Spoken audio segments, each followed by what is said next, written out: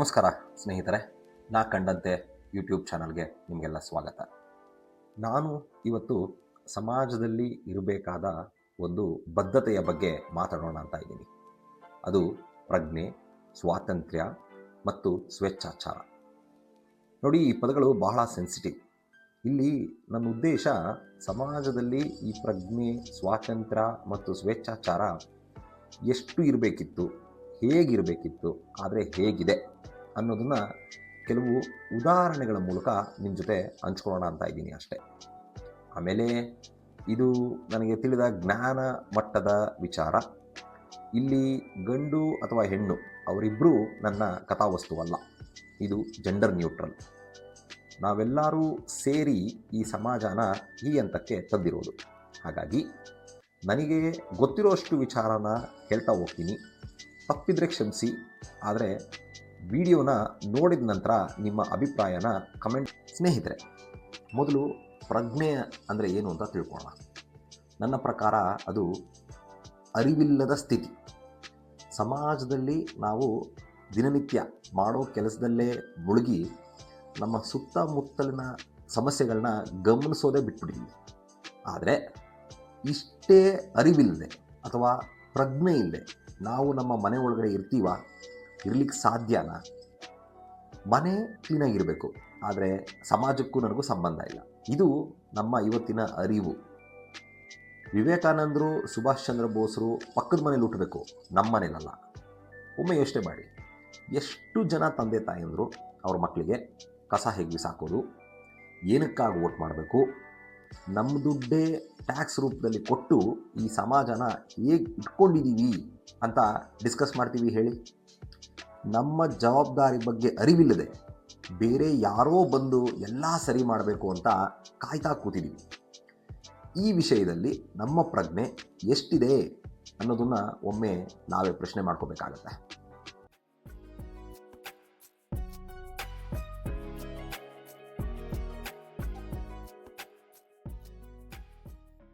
ನಿಮಗೆ ಗೊತ್ತಿರೋದೆ, ನಮ್ಮ ಜೀವನ ಇವತ್ತು ಆಟೋ ಪೈಲಟ್ ಮೋಡಲ್ಲಿ ನಡೀತಾ ಇದೆ. ಬೆಳಿಗ್ಗೆ ಎದ್ದು ಕೆಲಸಕ್ಕೆ ಹೋಗು, ಮನೆಗೆ ಬಂದು ಟಿ ವಿ ನೋಡು, ಆಮೇಲೆ ಊಟ ಮಾಡು, ಆಮೇಲೆ ಮಲಗು, ಬೆಳಿಗ್ಗೆ ಎದ್ದು ಮತ್ತು ಇದನ್ನೇ ರಿಪೀಟ್ ಮಾಡು. ಇದು ನಮ್ಮ ಡೈಲಿ ರೂಟೀನ್. ಆದರೆ ಯೋಚನೆ ಮಾಡಿ, ಸಂವಿಧಾನ ಅನ್ನೋದು ಬರೀ ಲೆಟರ್ ಅಲ್ಲ, ಸ್ಪಿರಿಟ್ ಕೂಡ. ಲೆಟರ್ ಆ್ಯಂಡ್ ಸ್ಪಿರಿಟ್ ಅಂದರೆ ಏನೋ ಬಹಳ ದೊಡ್ಡ ವಿಚಾರ ಅನ್ಕೋಬೇಡಿ. ಇಲ್ಲಿ ಲೆಟರ್ ಅಂದರೆ ನಮ್ಮ ಸಂವಿಧಾನ, ಆದರೆ ಸ್ಪಿರಿಟ್ ಅನ್ನೋದು ಬರೆಯದೇ ಇರೋ ನಮ್ಮ ಒಳಗೆ ಇರಬೇಕಾಗಿರೋ ಅಂಥ ವಿಚಾರ. ಎಕ್ಸಾಂಪಲ್ ಕೊಡ್ತೀನಿ ನೋಡಿ. ನಮ್ಮ ಸಮಾಜದಲ್ಲಿ ಹೀರೋಗಳು ಯಾರು? ಸಿನಿಮಾ ನಟರ, ಅಥವಾ ಸೈಂಟಿಸ್ಟ್ಗಳ, ಅಥವಾ ಸೈನಿಕರ, ಅಥವಾ ಪೊಲೀಸಾ? ಇನ್ನೂ ಡೀಟೇಲಾಗಿ ಕೇಳ್ತೀನಿ ನೋಡಿ. ನಿಮಗೆ ಈ ದೇಶಕ್ಕೆ ಅಮಿತಾಬ್ ಬಚ್ಚನ್ ಇಂಪಾರ್ಟೆಂಟಾ, APJ ಅಬ್ದುಲ್ ಕಲಾಂ ಇಂಪಾರ್ಟೆಂಟಾ? ಯಾರ ಹಿಂದೆ ಇದ್ದೀವಿ ನಾವು? ಸರಿ ಇದೆಯಾ ಈ ಸಮಾಜದ ದಿಕ್ಕು? ಈ ಪ್ರಜ್ಞೆಯ ಅಥವಾ ಅರಿವಿನ ಅವಶ್ಯಕತೆ ನಮಗಿದೆಯಾ? ನನ್ನ ಕೇಳಿದ್ರೆ ಖಂಡಿತ ಹೌದು. ಇದನ್ನು ಯಾರು ತಿದ್ದಬೇಕಾಗಿತ್ತು ಅಂತ ನನಗೆ ಮೊದಲು ಕಾಣೋದು ಪೇರೆಂಟ್ಸ್, ಆಮೇಲೆ ಟೀಚರ್ಸ್. ಈಗ ಇನ್ನೊಂದು ಮುಖ್ಯವಾದ ಪ್ರಜ್ಞೆ ಬಗ್ಗೆ ಮಾತಾಡೋಣ. ನಮ್ಮಲ್ಲಿನ ಊಟ ಪದ್ಧತಿ. ನಮ್ಮಲ್ಲಿ ಹಿಂದಿನ ಕಾಲದಿಂದಲೂ ಕೂಡ ನಮ್ಮ ಊಟ ಪದ್ಧತಿ ಉದ್ಯೋಗ ಆಧಾರಿತವಾಗಿರ್ತಿತ್ತು. ನನಗೆ ತಿಳಿದಿದ್ದನ್ನು ಹೇಳ್ತೀನಿ ಕೇಳಿ. ಬ್ರಾಹ್ಮಣರು ಈರುಳ್ಳಿ ಮತ್ತು ಬೆಳ್ಳುಳ್ಳಿ ಬಿಟ್ಟಿದ್ದೇ ಅದರಿಂದ ಉಂಟಾಗುವಂಥ ಆಸೆ ಆಕಾಂಕ್ಷೆಗಳನ್ನು ತ್ಯಾಗ ಮಾಡಿ ಅವರ ಇಡೀ ಜೀವನನ ಜ್ಞಾನಕ್ಕಾಗಿ ಮುಡುಪು ಇರಬೇಕು ಅಂತ. ಹಾಗಂತ ನನ್ನನ್ನು ಬ್ರಾಹ್ಮಣ ಅಂದ್ಕೊಂಬೇಡಿ, ನನಗೂ ಅದಕ್ಕೂ ಸಂಬಂಧ ಇಲ್ಲ. ಅದೇ ರೀತಿ ರೈತರು ಮತ್ತು ಅರಸರು ಅಂದರೆ ರಾಜರು ಗಟ್ಟಿಯಾಗಿರೋದಕ್ಕೋಸ್ಕರ ರಾಗಿ, ನಾನ್ ವೆಜ್, ತರಕಾರಿಗಳು, ಹಣ್ಣುಗಳು, ಇನ್ನೂ ಹೆಚ್ಚು ಫುಡ್ಗಳ ಮೇಲೆ ಡಿಪೆಂಡ್ ಆಗಿರ್ತಿದ್ರು. ಆದರೆ ಐಟಿನಲ್ಲಿ ಕೆಲಸ ಮಾಡೋರು ಅಥವಾ ಫ್ಯಾಕ್ಟ್ರಿನಲ್ಲಿ ಕೆಲಸ ಮಾಡೋರು, ಅವರ ಊಟ ಪದ್ಧತಿ ಹೇಗಿದೆ? ಒಮ್ಮೆ ಯೋಚನೆ ಮಾಡಿ. ಐಟಿನಲ್ಲಿ ಕೆಲಸ ಮಾಡೋರ ಮೊದಲನೇ ಪ್ರಾಬ್ಲಮ್ ಏನು? ಫಿಸಿಕಲ್ ಫಿಟ್ನೆಸ್ ಇಶ್ಯೂ, ಕಣ್ಣುಗಳು, ಕೂದಲು ಉದುರೋಗೋದು. ಆದರೆ ಇದಕ್ಕೆಲ್ಲ ಸಂಬಂಧಪಟ್ಟ ಹಾಗೆ ನಮ್ಮ ಆಹಾರ ಪದ್ಧತಿ ಇದೆಯಾ? ಅಥವಾ ಈ ಆಹಾರ ಪದ್ಧತಿಗೆ ಹೋಟೆಲ್ಗಳು ಅಡಾಪ್ಟ್ ಆಗಿದೆಯಾ? ಅಥವಾ ನಾವು ಯಾವತ್ತಾದರೂ ಕೇಳಿದ್ದೀವಾ? ಹೋಟೆಲ್ ಬಿಡಿ, ಮನೆಗಳಲ್ಲೇ ನಮ್ಮ ಆಹಾರ ಪದ್ಧತಿ ನಮ್ಮ ಉದ್ಯೋಗದ ಥರ ಅಡಾಪ್ಟ್ ಮಾಡ್ಕೊಂಡಿದ್ದೀವ? ಈ ವಿಚಾರದ ಬಗ್ಗೆ ಕೂಡ ನಮಗೆ ಎಷ್ಟು ಪ್ರಜ್ಞೆ ಇದೆ ಅಂತ ನಾವು ಯೋಚನೆ ಮಾಡಬೇಕಲ್ವಾ? ನಿಮ್ಮ ಪ್ರಕಾರ ಇದಕ್ಕೂ ಜನರಿಗೂ ಏನಾದರೂ ಸಂಬಂಧ ಇದೆಯಾ? ನಾವೇ ನಮ್ಮ ಸಾಮಾಜಿಕ ವ್ಯವಸ್ಥೆನ ಎಷ್ಟು ಕೆಟ್ಟದಾಗಿ ಇಟ್ಕೊಂಡಿದ್ದೀವಿ ಅಲ್ವಾ? ಆಮೇಲೆ ಆಸ್ಪತ್ರೆಗೆ ಹೋಗಿ ಸುಮ್ಮನೆ ಡಾಕ್ಟ್ರುಗಳನ್ನ ಬೈತಾ ಇರ್ತೀವಿ, ಸರಿಯಾಗಿ ಟ್ರೀಟ್ಮೆಂಟ್ ಕೊಡಲ್ಲ ಅಂತ.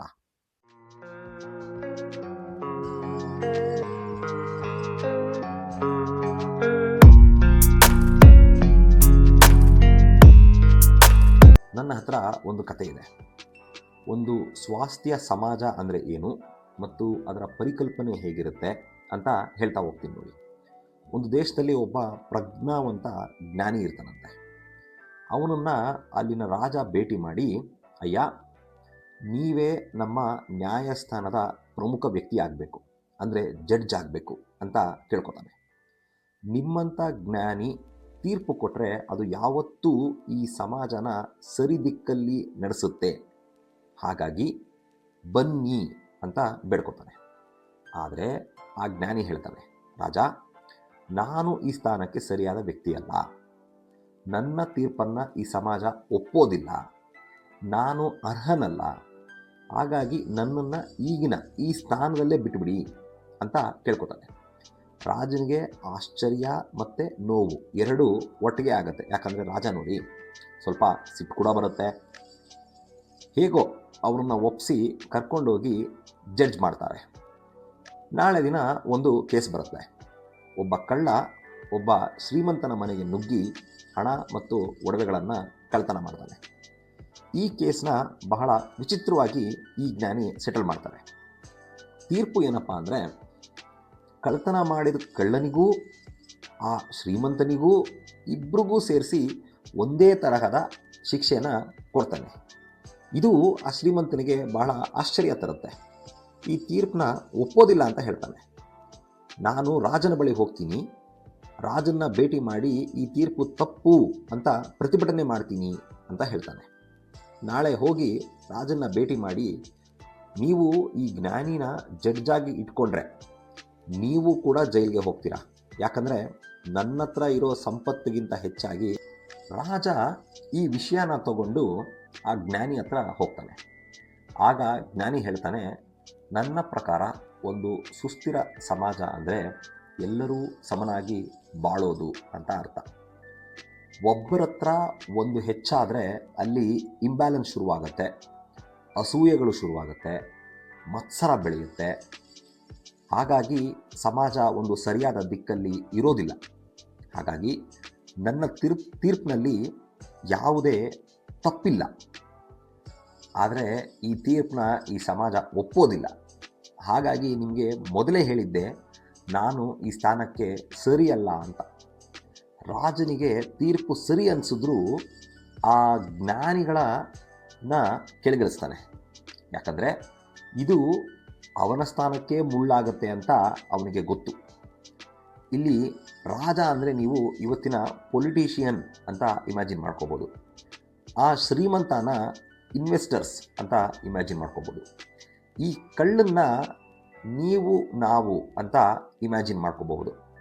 ಇಲ್ಲಿ ನಮ್ಮನ್ನು ಕಳ್ಳರ ಪೊಸಿಷನಲ್ಲಿ ಯಾಕೆ ನೋಡ್ತೀವಿ ಅಂತಂದರೆ, ನಮಗೆ ಸಿಗಬೇಕಾಗಿರೋದನ್ನು ಈ ಪಟ್ಟಭದ್ರ ಹಿತಾಸಕ್ತಿಗಳು, ರಾಜಕಾರಣಿಗಳು ಬಚ್ಚಿಟ್ಟಿದ್ದಾರೆ. ವಿಚ್ ಈಸ್ ನಥಿಂಗ್ ಬಟ್ ನಮ್ಮ ಟ್ಯಾಕ್ಸ್ ದುಡ್ಡು. ಅದು ನಮ್ಮದೇ ಆದರೂ ನಮಗೆ ಸಿಗಬೇಕಾದ ರೀತಿಯಲ್ಲಿ ಸವಲತ್ತುಗಳು ಸಿಗ್ತಾ ಇಲ್ಲ ಅಂತ ನಾನಿಲ್ಲಿ ಹೇಳೋಕ್ಕೆ ಪ್ರಯತ್ನ ಪಡ್ತಿದ್ದೀನಿ. ಯಾಕಂದರೆ ನಾವು ಕೇಳೋ ಪದ್ಧತಿನೇ ಸರಿ ಇಲ್ಲ, ಅಥವಾ ಜವಾಬ್ದಾರಿ ಕೂಡ ನಾವು ತಗೊಳ್ಳೋದಕ್ಕೆ ರೆಡಿ ಇಲ್ಲ. ಹಾಗಾಗಿ ಈ ವಿಚಾರದಲ್ಲಿ ನನಗೆ ನಿಜವಾದ ಹೀರೋ ಆಗಿರೋ ಉಪೇಂದ್ರ ಅವರು ನನ್ನ ಕಣ್ಣಿಗೆ ಕಾಣಿಸ್ತಾರೆ. ಅವರ ಪ್ರಜಾಕೀಯ ಪಕ್ಷದ ಮೂಲಕ ನನಗೆ ಅವರಿಗೂ ಮತ್ತು ಭಗತ್ ಸಿಂಗ್ಗೂ ಸುಭಾಷ್ ಚಂದ್ರ ಬೋಸ್ಗೂ ಯಾವುದೇ ವ್ಯತ್ಯಾಸ ಕಾಣಲ್ಲ. ಇವರಿಷ್ಟೂ ಜನ ಭಾರತಕ್ಕೋಸ್ಕರನೇ ಹೋರಾಟ ಮಾಡ್ತಿರೋದು. ಆದರೆ ಉಪೇಂದ್ರರದ್ದು ಇವತ್ತಿನ ಸಾಮಾಜಿಕ ವ್ಯವಸ್ಥೆಗೆ ಅವರದ್ದೇ ರೀತಿಯಲ್ಲಿ ಮಾಡ್ತಾ ಇರೋವಂಥ ಹೋರಾಟ. ಅದು ಹೇಗೆ ಪ್ರಜಾಕೀಯ ಅನ್ನೋದು ನಮ್ಮ ಪ್ರಜ್ಞೆನ ಹೇಗೆ ಜಾಗೃತಗೊಳಿಸುತ್ತೆ ಅಂತ ನಾನು ನಿಮಗೆ ಮುಂದಿನ ವಿಡಿಯೋದಲ್ಲಿ ಹೇಳ್ತೀನಿ. ಅದು ಕೂಡ ಭಾಳ ಇಂಟ್ರೆಸ್ಟಿಂಗ್ ಆಗಿರುತ್ತೆ. ವೆಯ್ಟ್ ಮಾಡಿ. ಇಷ್ಟು ವಿಷಯ ನಾನು ಹೇಳಿದ್ದು ನಿಮಗೆ ಇಂಟ್ರೆಸ್ಟಿಂಗ್ ಆಗಿದ್ದರೆ ದಯವಿಟ್ಟು ಈ ಚಾನಲ್ನ ಸಬ್ಸ್ಕ್ರೈಬ್ ಮಾಡಿ. ಯಾಕಂದರೆ ಇಲ್ಲಿ ನಾನು ಮಾಡ್ತಿರೋ ವಿಡಿಯೋ ಸರಿ ಇದೆ, ನಿಮಗೆ ತಲುಪಿದೆ ಅಂತ ನನಗೆ ಅನ್ನಿಸ್ಬೇಕು ಅಂದರೆ ನೀವು ಈ ಚಾನಲ್ನ ಸಬ್ಸ್ಕ್ರೈಬ್ ಮಾಡೋ ಮೂಲಕ ನನಗೆ ಅದು ಗೊತ್ತಾಗುತ್ತೆ. ನಾನು ಹೇಳಿದ ವಿಚಾರದಲ್ಲಿ ನಿಮಗೇನಾದರೂ ತಪ್ಪಿದೆ ಅಂತ ಅನಿಸಿದ್ರೆ ಕಮೆಂಟ್ ಮೂಲಕ ನನಗೆ ತಿಳಿಸ್ಬೋದು. ಆಮೇಲೆ ಇಷ್ಟ ಆದರೆ ಲೈಕ್ ಮಾಡಿ, 4 ಜನಕ್ಕೆ ಶೇರ್ ಮಾಡಿ. ಅದು ನನ್ನ ಮೂಲ ಪ್ರಯತ್ನದ ಉದ್ದೇಶ. ಇನ್ನು ಮುಂದಿನ ವಿಡಿಯೋದಲ್ಲಿ ಸಿಗೋಣ. ಜೈ ಹಿಂದ್, ಜೈ ಕರ್ನಾಟಕ ಮಾತೆ.